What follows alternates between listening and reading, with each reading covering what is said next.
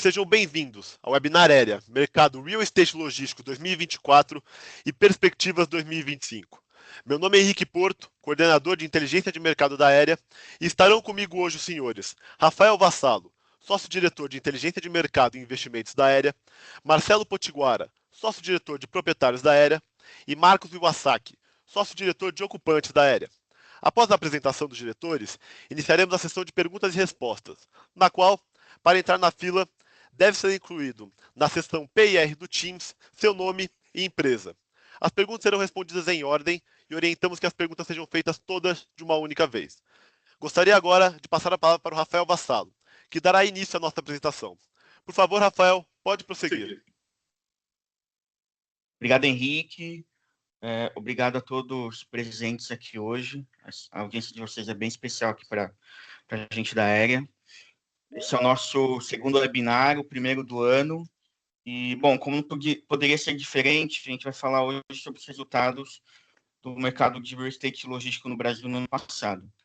E logo de início, o que a gente pode dizer é que o desempenho de 2024 foi ainda melhor que o de 2023, mesmo diante de um cenário macroeconômico menos animador que se delineou a partir do segundo semestre do ano passado. Começando pela tabela do canto superior esquerdo, acho que é importante ressaltar a manutenção do ritmo de expansão do estoque, que assim como em 2023, cresceu cerca de 7% nesse ano. Além disso, observamos que pelo segundo ano consecutivo, a redução da taxa de vacância foi acompanhada de crescimento dos valores pedidos de locação. É possível atribuir esse cenário à forte onda expansionista do setor de comércio eletrônico, especialmente nos últimos 2 anos, e a um movimento maciço de migração de inquilinos para ativos mais modernos e de melhor qualidade, principalmente condomínios logísticos que possuem boa oferta de serviços e segurança compartilhados, e também que promovam condições de aumento de produtividade e eficiência às operações logísticas. Na sequência, passando rapidamente pela distribuição geográfica do estoque, gostaria de destacar 2 regiões. O mercado da região sudeste, excetuando as praças, logo na primeira linha, excetuando as praças do raio 30 km de São Paulo, e o mercado da região nordeste. Ambos apresentaram um crescimento do estoque em 2024 proporcionalmente superior às demais regiões do Brasil. Esse fato reforça o movimento de descentralização geográfica das operações de logísticas de alto desempenho. E o que assistimos em 2024 foi a busca, principalmente pelos players de e-commerce, por imóveis de qualidade bem localizados, principalmente nessas 2 regiões. Mais à frente, o Marcos Iwasaki, o nosso diretor da área de ocupantes, vai destrinchar melhor esse tema. Agora, falando um pouco da posição dos principais proprietários e ocupantes, na parte direita do slide, o que é possível observar é que não houve alterações significativas nas regiões onde os 20 principais proprietários possuem posição, onde os 20 principais proprietários estão investidos. Vale destacar aqui que cerca de 75% desse top 20 de proprietários é composto por investidores institucionais. Com relação aos ocupantes, destaque para o setor de e-commerce, que aumentou significativamente sua representatividade dentro desse ranking. Inclusive com empresas desse setor ocupando as 4 primeiras posições, né, desse ranking. Agora, por outro lado, vale um comentário sobre o varejo, cuja perda de representatividade nesse ranking pode ser atribuída, à transferência maciça das suas atividades logísticas para operadores terceirizados, né? Esse é um movimento que já vem ocorrendo já há algum tempo, e também a própria dificuldade dos players do setor em conseguir tirar os planos de expansão do papel, né, tendo em vista o cenário macroeconômico desafiador que a gente deve ter pela frente. Pode seguir. Bom, aqui uma visão geral do mercado. Eu vou passar um pouquinho rapidamente por cada uma das regiões, tá? Dando alguns destaques. Então, começando pela região sudeste, acho que vale comentar aí o crescimento do estoque de 2 estados, então Minas Gerais e Espírito Santo. Foram estados que registraram um crescimento do estoque aí na casa de 2 dígitos, então bem representativo, bem acima do crescimento da região como um todo. E eu acho que um ponto legal a destacar os estados do Rio de Janeiro e Espírito Santo, a questão da vacância desses estados, né? Rio de Janeiro já há mais de um ano de redução de vacância, 2020, final de 2024 está com a vacância já próxima a 10%, né? Então, esse mercado vem se recuperando, aos poucos vem se recuperando, e além da queda da vacância, a gente também assistiu aí um movimento de recuperação dos preços nesse mercado. E também o mercado do Espírito Santo, né, que teve um grande crescimento do estoque, né? Já em 2023 já tinha apresentado esse comportamento, em 2024 repetiu, né? E hoje já apresenta taxa de vacância abaixo de 5%. Então o mercado está bem aquecido. É um mercado em que a velocidade das entregas não está proporcional à velocidade, né, às demandas para essa região. Na região sul, vale registrar mais uma vez, mais um ano de queda das taxas de vacância. A região sul, ela, desde 2021, ela tem apresentado a absorção líquida na casa de 300 a 350 mil metros quadrados. Só para ter uma comparação, antes desse período, de 2020 para trás, essa região absorvia aí na faixa de 100 a 150 mil metros quadrados de absorção líquida. Então, é um crescimento consistente da demanda, já temos isso já há 4 anos, e o novo estoque não vem acompanhando, né, o crescimento do novo estoque não vem acompanhando o crescimento dessa demanda. Obviamente, setores aí, barreira de entradas importantes nessas regiões, né, como a ausência de terrenos, principalmente em boas condições para desenvolvimentos, novos desenvolvimentos, impactam bastante aí novos futuros projetos na região sul. Região Nordeste. A região Nordeste foi a região que mais cresceu em termos de estoque, né, proporcionalmente, que mais cresceu em termos de estoque. Eu destaco aqui três estados, Pernambuco, Ceará e Rio Grande do Norte, cujo crescimento de estoque aí também se deu na casa de 2 dígitos. A vacância na região, ela cresceu aí na casa de 2 pontos percentuais. Esse mercado ele é bastante concentrado em 3 praças, né? Então, Fortaleza, região metropolitana de Fortaleza, região metropolitana de Salvador e região metropolitana de Recife, né? Essas 3 praças aí, elas concentram um pouco mais de 85% de todo o estoque da região. E a absorção nessas praças em 2024 foi um pouco mais lenta do que o ritmo das entregas, então por isso a gente assistiu aí um leve, né, um leve aumento da vacância, mas ainda em patamares saudáveis aí de equilíbrio. Região Centro-Oeste foi uma região que, mais de uma vez, mais por segundo ano consecutivo, também apresentou queda na taxa de vacância, né? É uma região que a gente já também observa um crescimento tímido já há pelo menos 3 anos do novo estoque, que é o que explica basicamente a redução na taxa de vacância. Então, ano passado, o único estado que teve entregas de imóveis foi o estado de Goiás, tá?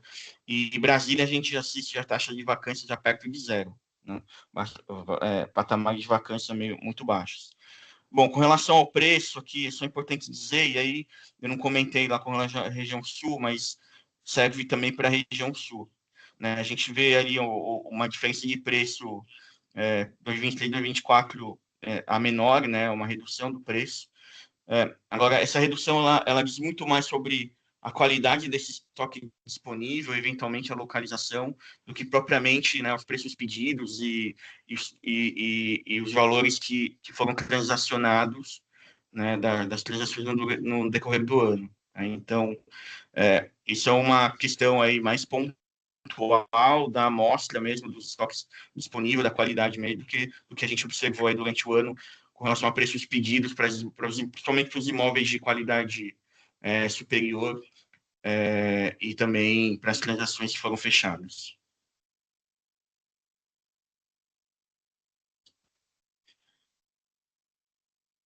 Bom, aí com relação ao novo estoque, a evolução do estoque de condomínio logístico no Brasil aí desde 2018. Então, olhando 2023 contra 2024, assistiu aí um crescimento aí de quase 7% no novo estoque, né? Se considerar aí no período pós-pandemia, já é um crescimento superior, né, ao período de 2022 para cá. Vale destacar que a gente sempre fala aqui, né, que esse mercado, mesmo após a pandemia, manteve aí consistentemente resultados superiores ao do período pré-pandemia. Então, hoje a gente tem aí absorção, patamares de absorção, que a gente vai falar um pouco mais à frente, de entrega de novo estoque, muito superiores ao que a gente assistia aí no período pré-pandemia, né? Então, por vários motivos que a gente já comentou, até em outras situações, né? Então, grande expansão do e-commerce, né? Um movimento forte de migração de inquilinos para imóveis mais modernos, de melhor qualidade, bem localizados. Então, tem puxado essa demanda por condomínios logísticos de padrão superior para cima, né? E, consequentemente, a absorção e o estoque tem crescido, né? Mais ou menos na mesma proporção. O que a gente consegue vislumbrar para 2025, embora a gente tenha um ano um pouco mais complicado do ponto de vista macroeconômico, é que a gente deve ter aí um pouco mais, uma demanda um pouco mais arrefecida por conta aí das incertezas com relação ao cenário econômico no país, né? Mas em contrapartida, a gente deve ter aí um novo estoque que deve manter o ritmo das entregas, né? A maior parte desse novo estoque, a gente vai falar um pouco mais à frente, ele já está contratado, então ele vai ser entregue em 2025. E tendo em vista esse cenário mais desafiador, taxa de juros mais alta, custo de capital mais alto, o custo de construção também deve ter alguma elevação aí para o ano que vem, esse novo estoque já deve entrar também com preço maior, né? Então, o que a gente deve assistir no ano que vem são alguns movimentos aí de arrefecimento da demanda, né? E aí isso pode gerar em algum momento um pouco de queda de preço, mas, por outro lado, esse novo estoque que deve entrar já deve entrar com reprecificado, né, por conta de fatores aí de custo de capital e custo de construção, e aí deve gerar um balanceamento aí com relação a valores de locação e também a absorção e vacância. Aqui, novamente, né, a evolução do mercado aí falando aí de absorção bruta, líquida, novo estoque, vale destacar que a taxa de conversão é próxima a 60%, né? A taxa de conversão é um indicador que a gente usa bastante aqui, que é a absorção líquida sobre a absorção bruta, né? Mede a eficiência aí da performance do mercado. Então já foi já melhor, que foi melhor do que o ano passado, né? Então isso a gente já conseguiu observar lá atrás, né? E o cenário que a gente tem, conseguiu assistir em 2024, foi um cenário de aceleração do preço, né? Queda da vacância e manutenção dos indicadores aí de performance e crescimento desses indicadores de performance. Com relação ao preço, também, né? A boa notícia para os proprietários, aí isso pode, né, agora para os ocupantes, pode ser que não seja tão boa notícia, mas os preços de locação já desde 2021, né, e em 2024 não foi diferente, acompanhando a inflação, né? Então a gente vê aí, especialmente a partir de 2022 e 2023 já até um pouco acima, né, dos preços pedidos do que a correção do IPCA, e em 2024 esse número em linha também com a correção do IPCA, e a vacância, como a gente falou lá atrás, já em 2023 já tinha apresentado esse comportamento de queda e acompanhada de aumento dos preços, né, e em 2024 novamente isso acontece, né? Então o mercado desde 2021, né, foi um ponto o início aí da pandemia, em 2022 que foi um ponto de inflexão, ele continua mantendo consistentemente uma boa performance.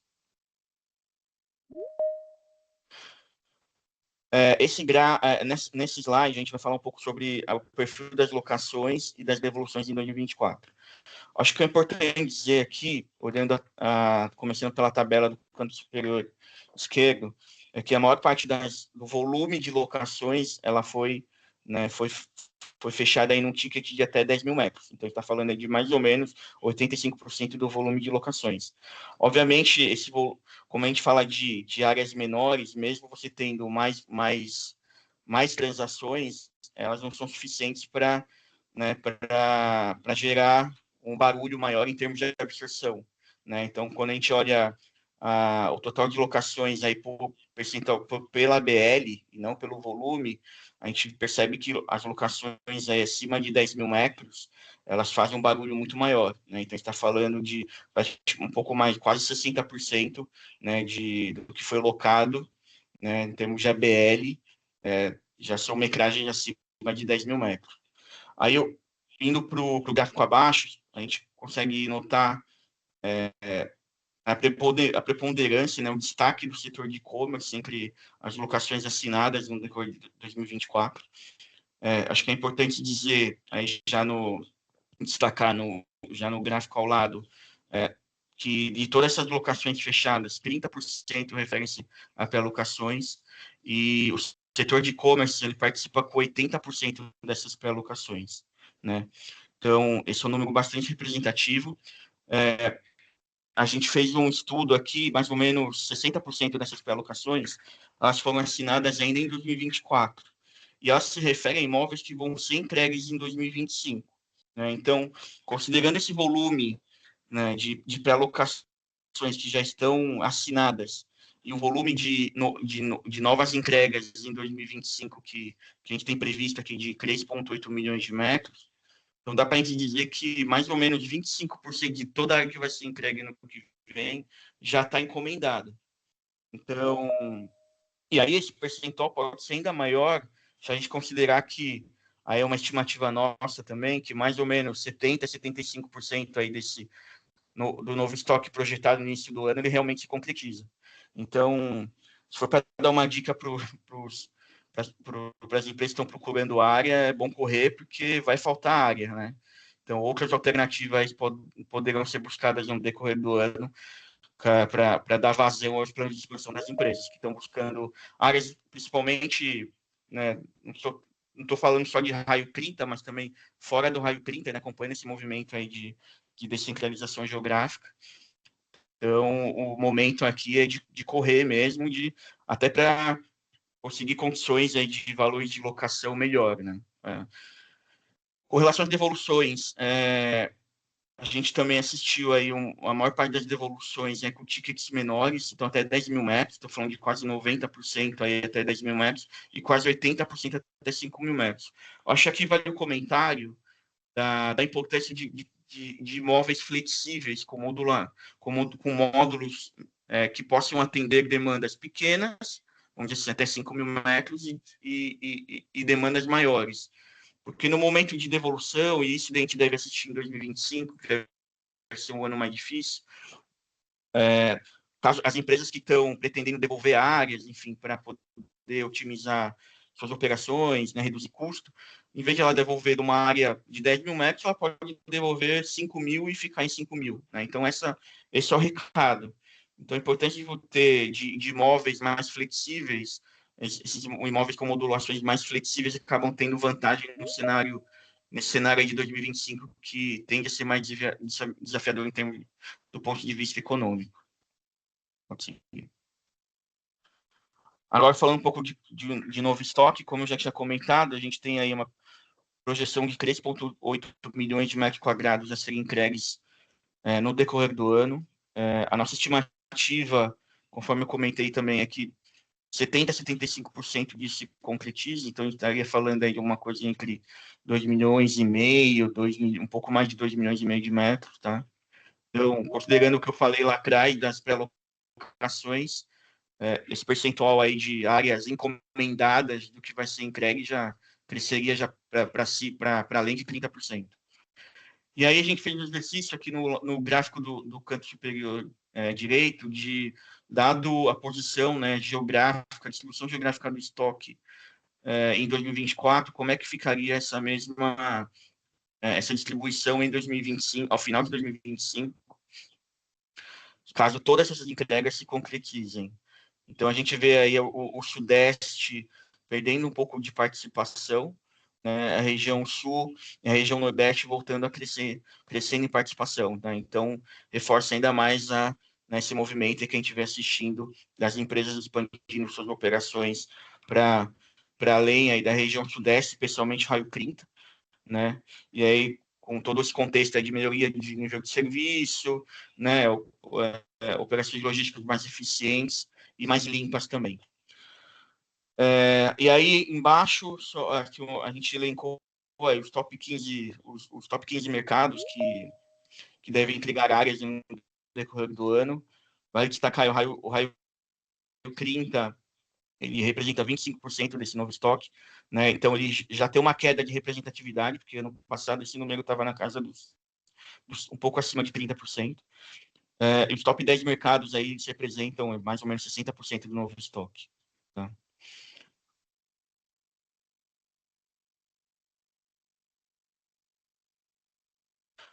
Bom, aqui eu termino a minha parte, eu vou passar a palavra para o Marcos Iwasaki, o sócio-diretor de ocupantes da Aérea.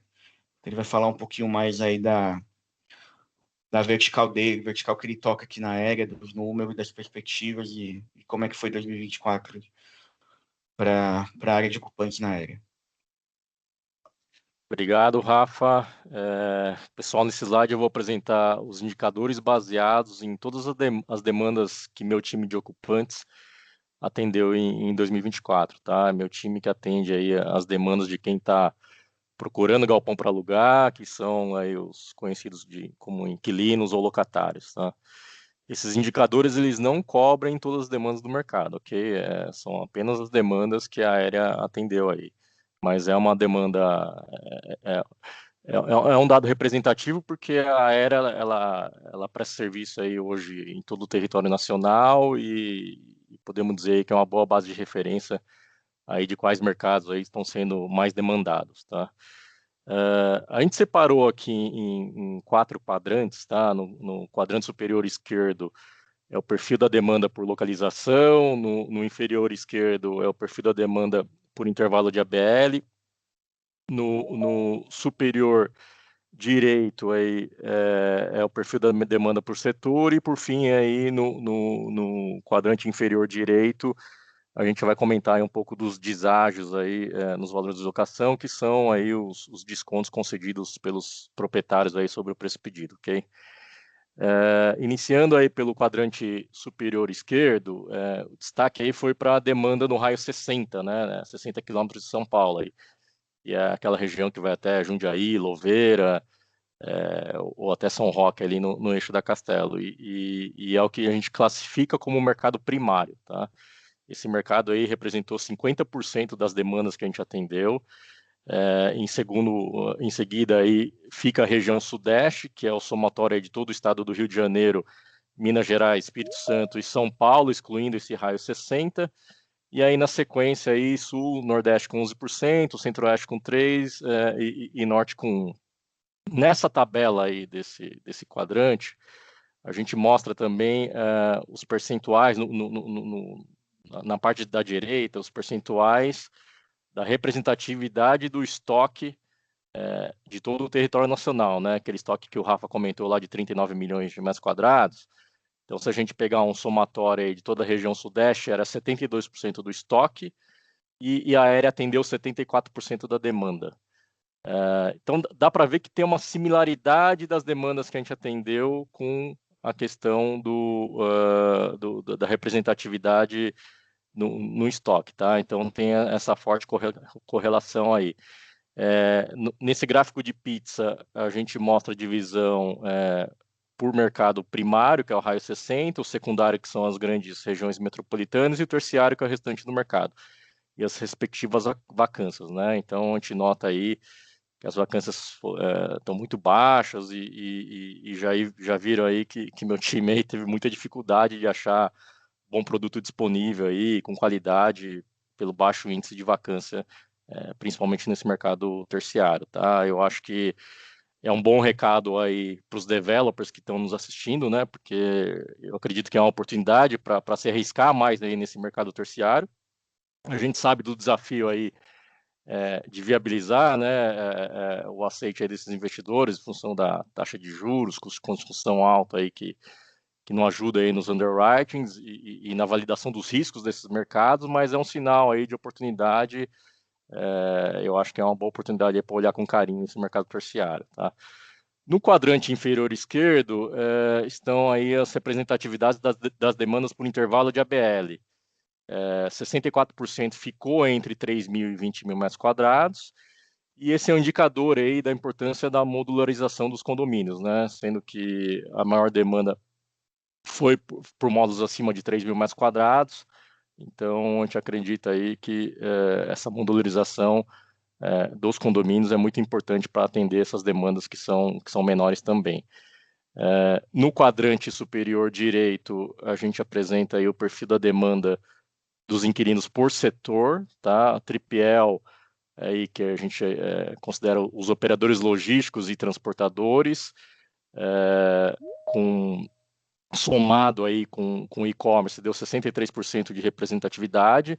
A diferença é que o ticket médio do e-commerce foi praticamente o dobro, né, em torno de 20.000 metros. Aí na terceira colocação, a indústria, que ultrapassou com folga o varejo e com ticket médio aí equivalente, que demonstra mais uma vez aí do impacto da política monetária no varejo, né, e por último ficou o serviço.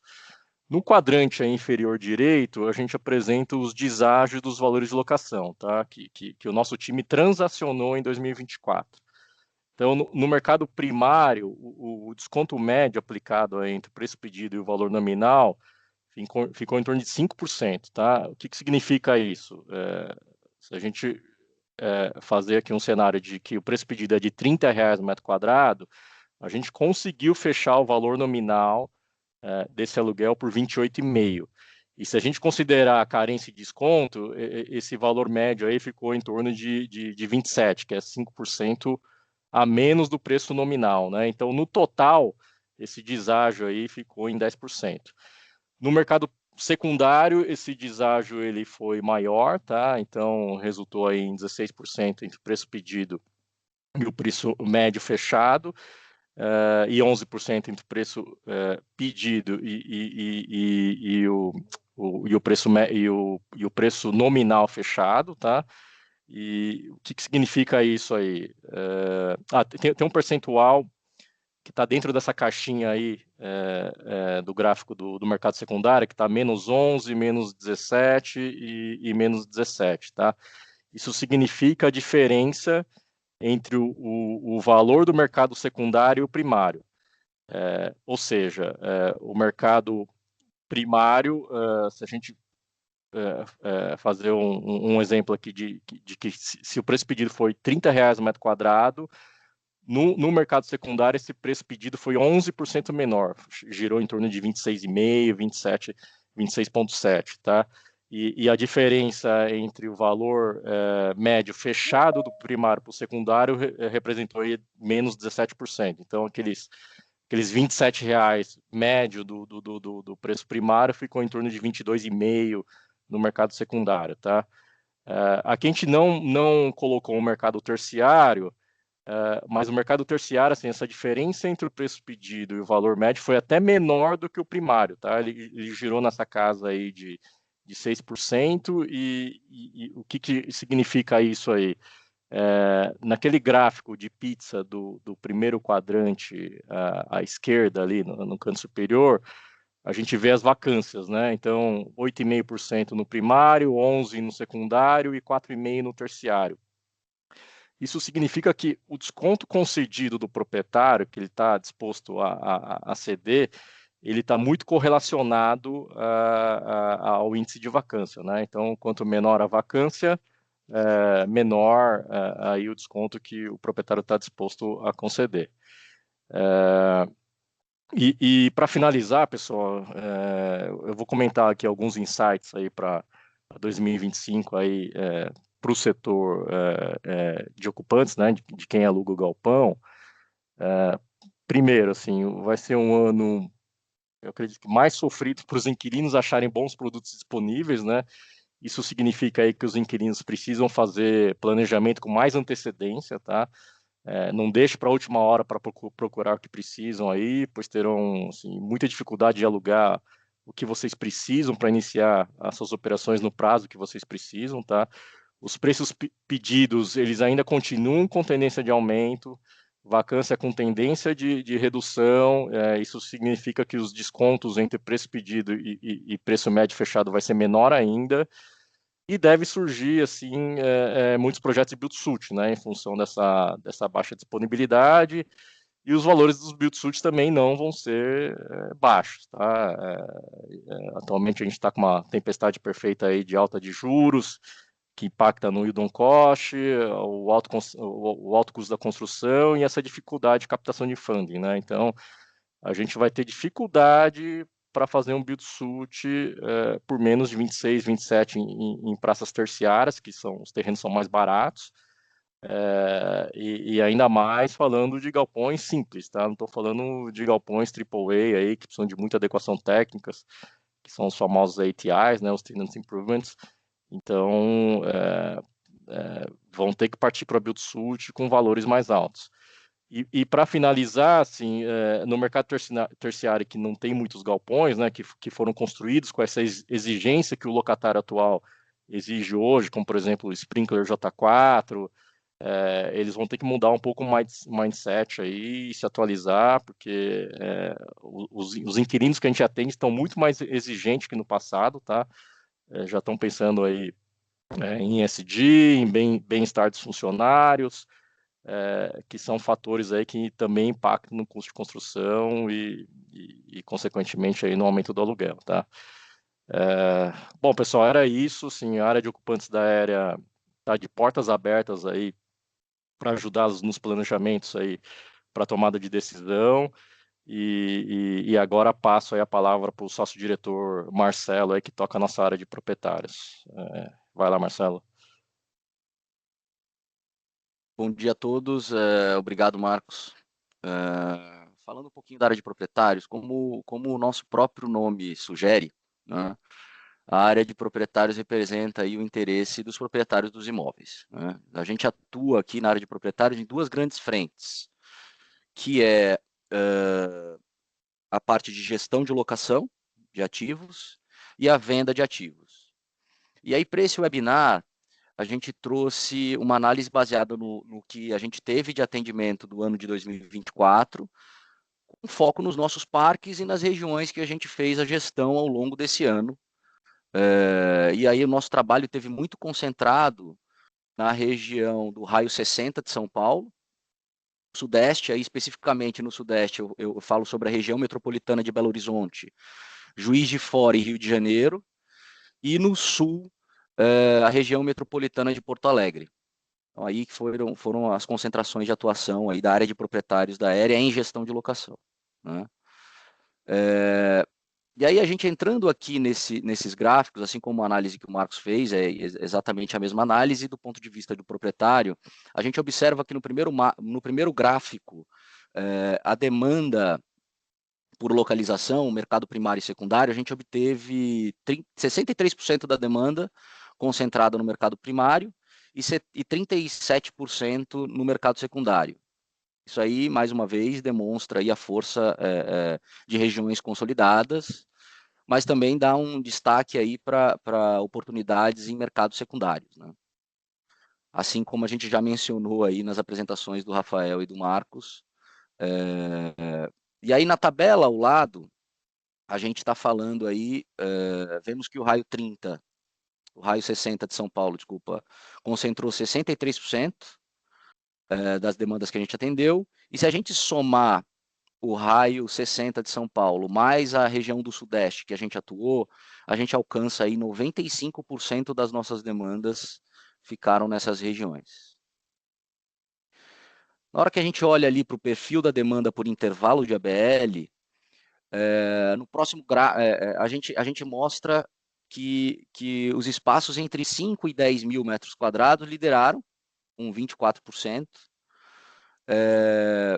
E além disso, assim, 63% ficam entre 3 e 20 mil metros quadrados.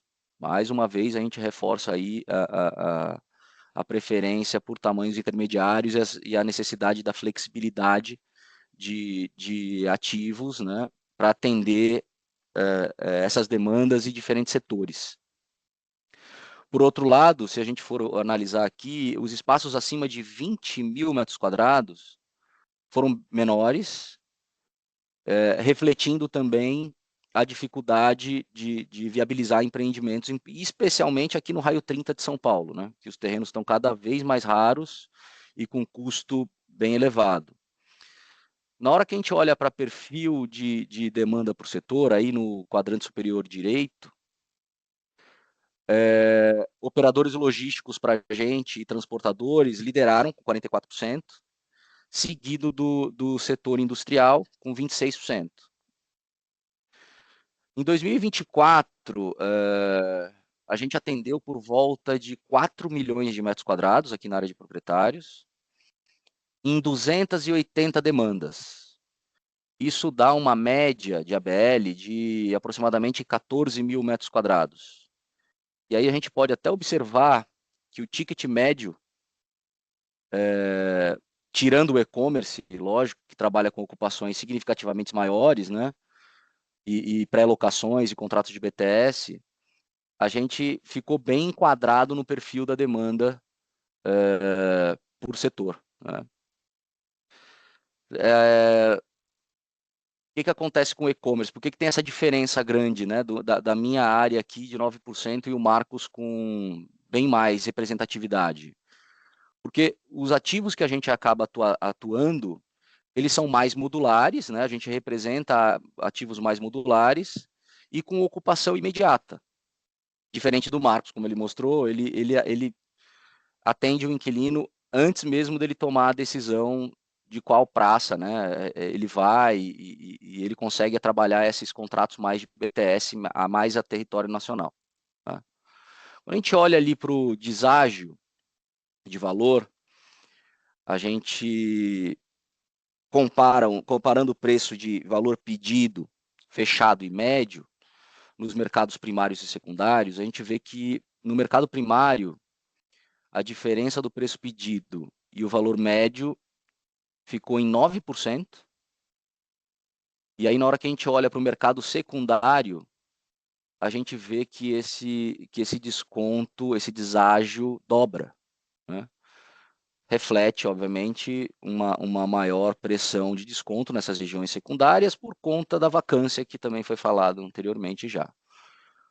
Além disso, a gente vê aqui a diferença, se a gente comparar o valor médio transacionado no mercado primário com o valor médio transacionado no mercado secundário, que essa diferença é de 30%. Tá?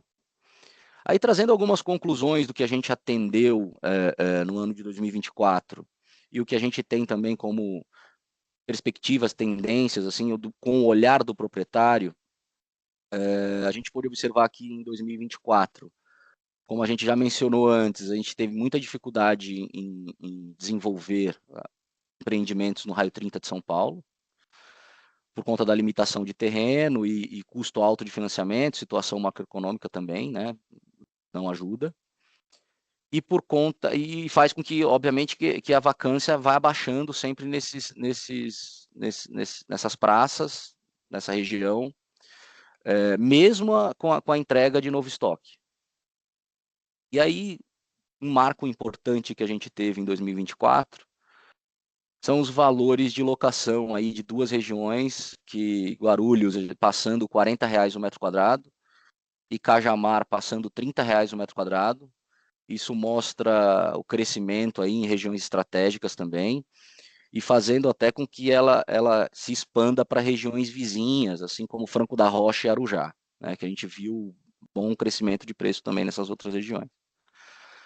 E aí a gente olhando para 25, a gente espera aqui do lado de proprietários que, como já foi falado, o mercado secundário ganhe mais protagonismo, né, com maior volume de demanda e precificação, e especialmente em áreas menores e modulares de aproximadamente 5 mil metros quadrados. E aí a gente acredita também que o reposicionamento de ativos menores e monousuários de médio e grande porte em regiões secundárias e primárias, principalmente aqueles ativos que estão com contratos de BTS de 8 a 10 anos atrás, chegando no fim, transformando esses ativos em pequenos condomínios, com pequenos ajustes técnicos de investimento, né? A gente acha que vai gerar essa flexibilidade necessária para o inquilino se manter no imóvel e trazer novos inquilinos numa eventual saída desse inquilino desses empreendimentos com uma maior flexibilidade. Aí seja para mercado primário ou mercado secundário. Outra dica, digamos assim, que a gente acha que faz sentido para os proprietários que estão aqui também, a gente vê uma grande oportunidade de quem possui grande estoque de terreno, dar um passo a mais, já que como a vacância está baixa, dar um passo a mais nesses terrenos, avançando com terraplanagem, com projeto, porque isso vai acabar reduzindo o custo de carrego e acelera aí as entregas, né, num eventual contrato de BTS.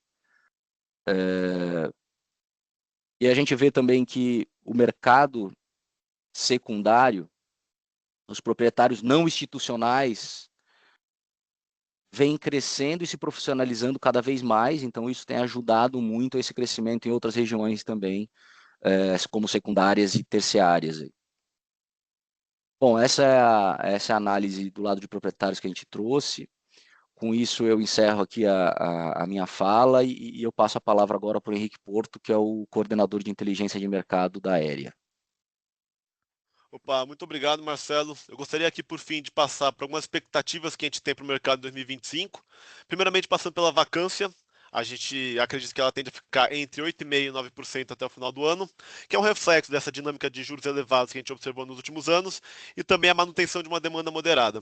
Em seguida, quanto aos valores de locação, a gente acredita não só na correção desses valores de aluguel pela inflação, mas também, inclusive, ganhos reais no mercado secundário.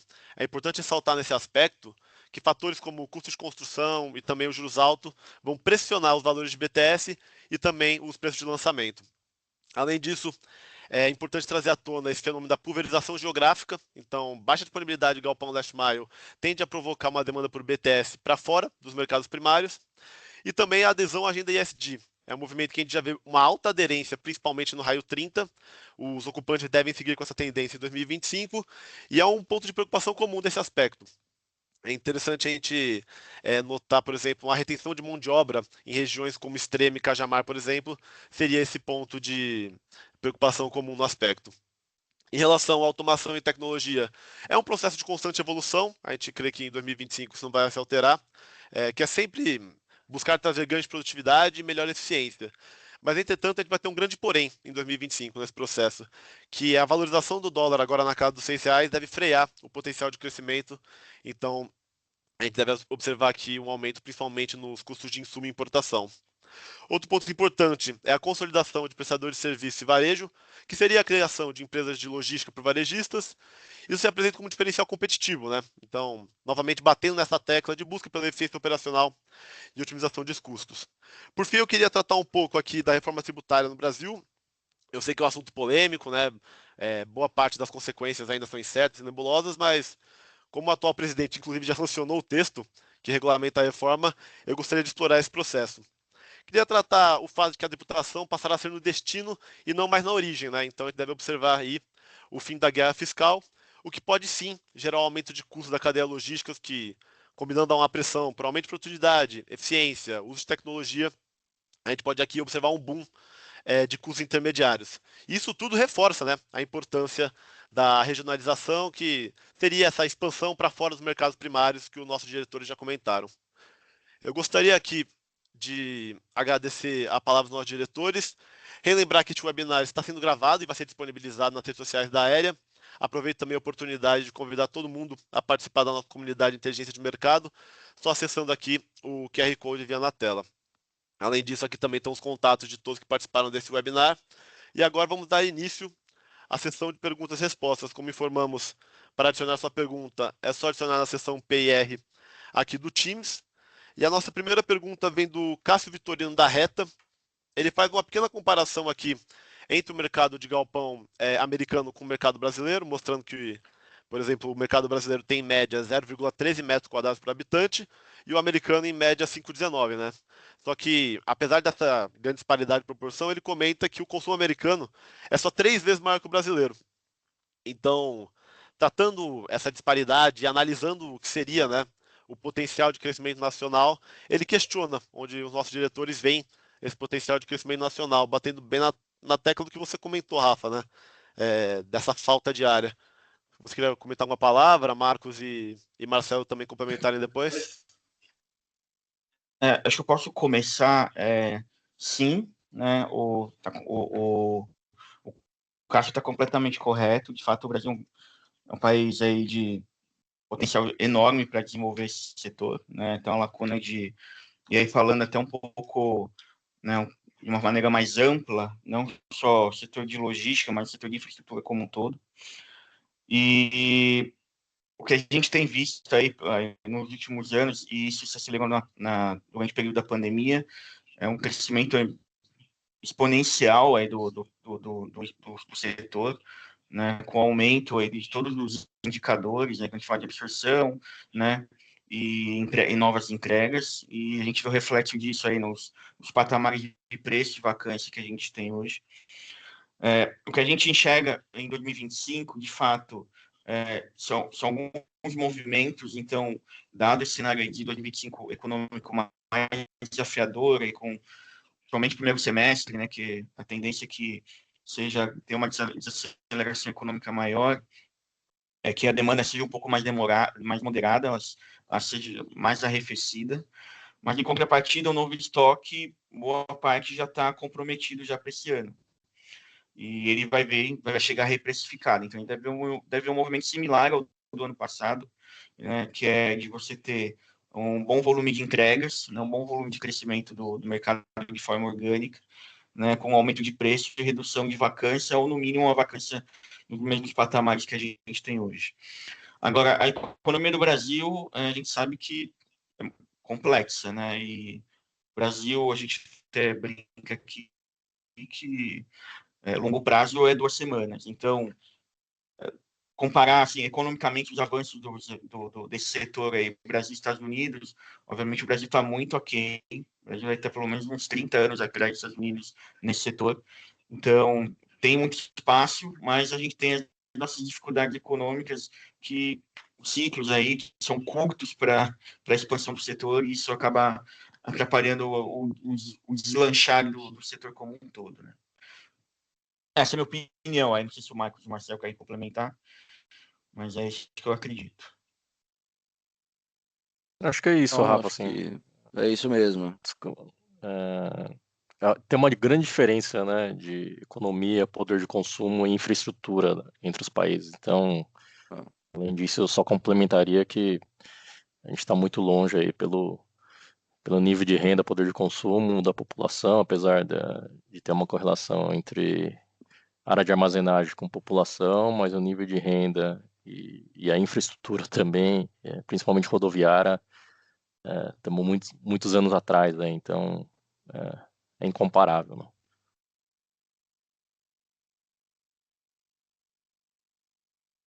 Não, perfeito, gente. Muito obrigado. Dando sequência aqui também o que vocês bateram na tecla de momento econômico, o Cássio questionou a percepção sobre fundos imobiliários. Visto possíveis novas políticas econômicas nacional atrelado ao atual cenário, qual seria a percepção de vocês sobre os fundos imobiliários, principalmente pelo fato que, especificamente também os de tijolos estão com alto desconto? Rafa, você quer falar isso? Você que Posso começar, assim, os fundos, eles têm um papel bem importante no desenvolvimento do setor nos últimos anos. Eles têm sido um veículo importante de liquidez para os investidores imobiliários. Os fundos já têm, já há algum tempo também, iniciativas de desenvolvimento, né, pelos fundos imobiliários, então eles têm sido bem importantes para o desenvolvimento do setor, pelo menos nos últimos 5, 6 anos. Eu acho que para esse ano, dado o que a gente tem pela frente aí, economicamente, a gente deve assistir aí uma redução de volume de captações, né? As ofertas eventualmente devem ocorrer, mas as captações devem ficar abaixo dos volumes ofertados. Algumas iniciativas aí mais criativas a gente verificou aí no final do ano passado, começo desse ano, que foram bem, né? Mas principalmente esse primeiro semestre, ou enquanto a gente não tem um pouco mais de um cenário um pouco mais claro de como é que vai funcionar a política econômica, somente com relação aos gastos do governo, controle de inflação, taxa de juros. Quando a gente tiver um ambiente um pouco mais claro com relação a isso, a gente vai ter um cenário um pouco incerto dos fundos imobiliários com relação à expansão, à extensão dos seus investimentos. Aí o Marcos pode até dizer melhor o que os fundos têm feito, são iniciativas exatamente de BTS em regiões que estão desassistidas do ponto de vista de atendimento às demandas de inquilinos, principalmente e-commerce, né, Marcos? O Marcos participou bastante de processos aí no decorrer do ano. Fundo imobiliário, assim, tem uma altíssima correlação com taxa de juros, né? Então, o valor de mercado está sofrendo principalmente por taxa de juros. E tem essa questão aí da mudança da tributação também que impacta, mas assim, claramente o principal fator aí do valor ter derretido aí das precificações foi os juros, e algo que vai voltar quando os juros baixar, né? Então a importância aí de ver quem tem um fundo aí com a carteira mais resiliente aí em mercados que sofrem com menos liquidez de locação, mas mesmo os fundos com bons ativos sofreram em função da alta de juros e ainda vai continuar sofrendo esse ano. Então, resumidamente é isso. Só complementando, eu acho que para o cenário de 25 aí também tem muita oportunidade para fundos, especialmente aqueles que tentarem reposicionar os ativos, investirem em essas flexibilidades, como vocês comentaram. Acho que e galpões modulares vão momento de cautela também, mas assim vai ter vão ter oportunidades para os fundos também. Perfeito, obrigado, Rafa, obrigado, Marcos, obrigado, Marcelo. Pessoal, infelizmente nosso tempo esgotou. Dessa maneira, vou finalizar aqui a sessão de perguntas e respostas. A gente notou que teve algumas perguntas aqui que não deu tempo de ser respondidas, então, para aqueles que não tiveram tempo de serem discutidos pelos nossos diretores, eu gostaria de informar que a gente vai responder individualmente essas perguntas no e-mail escrito nesse webinar. Mais uma vez, agradecer a palavra dos nossos diretores e desejamos a todos um ótimo dia e até o próximo evento promovido pela Aérea.